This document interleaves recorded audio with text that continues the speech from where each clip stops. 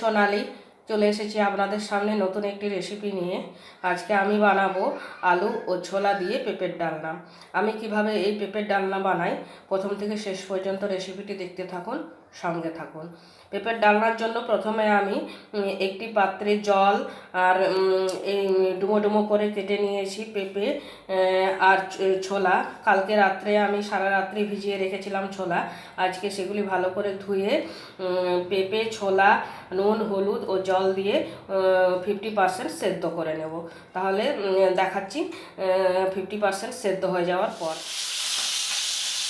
পেঁপে ও ছোলাটা অর্ধেক সেদ্ধ হয়ে গেছে, নামিয়ে নিয়ে আমি ঠান্ডা করার জন্য রেখে দিয়েছি।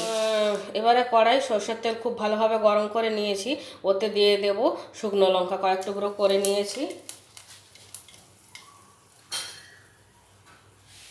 আর দিয়ে দেব সামান্য জিরে, দিয়ে দেব হলুদ গুঁড়ো,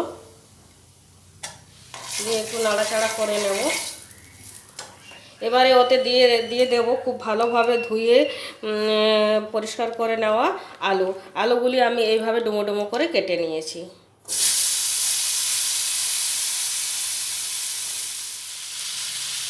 হলুদ গুঁড়ো,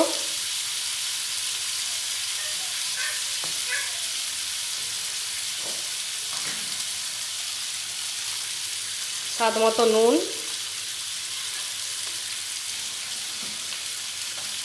দিয়ে খুব ভালো করে আলুগুলো ভেজে নেব। ফিরে আসছি আলুগুলো ভেজে নেওয়ার পর। আলুটা খুব ভালোভাবে ভাজা হয়ে গেছে। এবার ওতে দিয়ে দেব মশলা।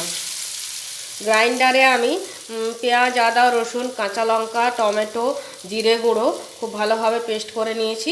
এবার ওই আলুর মধ্যে দিয়ে দেব। এবার ওতে দিয়ে দেব মশলা ধোয়া জল,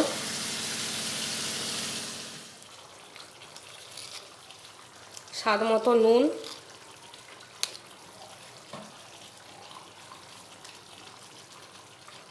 সামান্য হলুদ গুঁড়ো,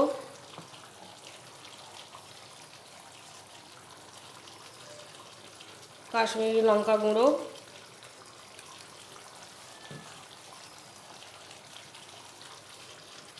সামান্য চিনি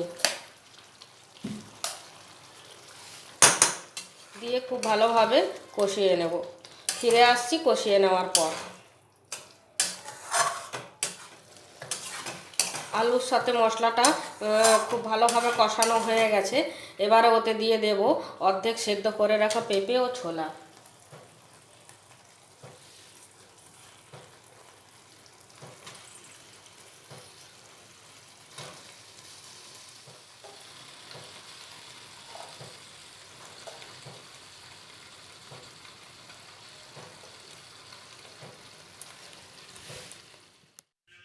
এবারে আলু মশলার সাথে এই পেঁপে ও ছোলাটাও খুব ভালোভাবে কষিয়ে নেব।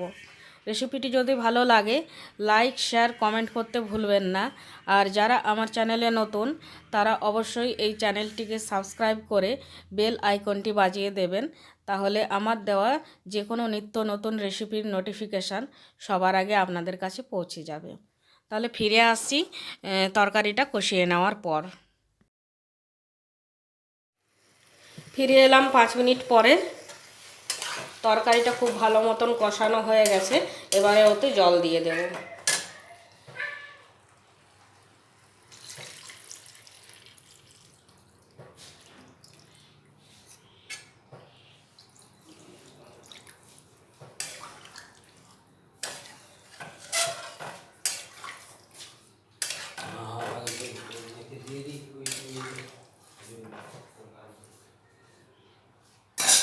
ফিরে আসছি তরকারিটা হয়ে যাওয়ার পর। তরকারিটা হয়ে গেছে। আলু, পেঁপে, ছোলাও খুব ভালো মতন সেদ্ধ হয়ে গেছে। এবারে নামিয়ে নেব। আজ তাহলে এই পর্যন্তই। সবাই খুব ভালো থাকবেন, সুস্থ থাকবেন। দেখা হবে নতুন রেসিপিতে। তাহলে আজকের মতো টাটা।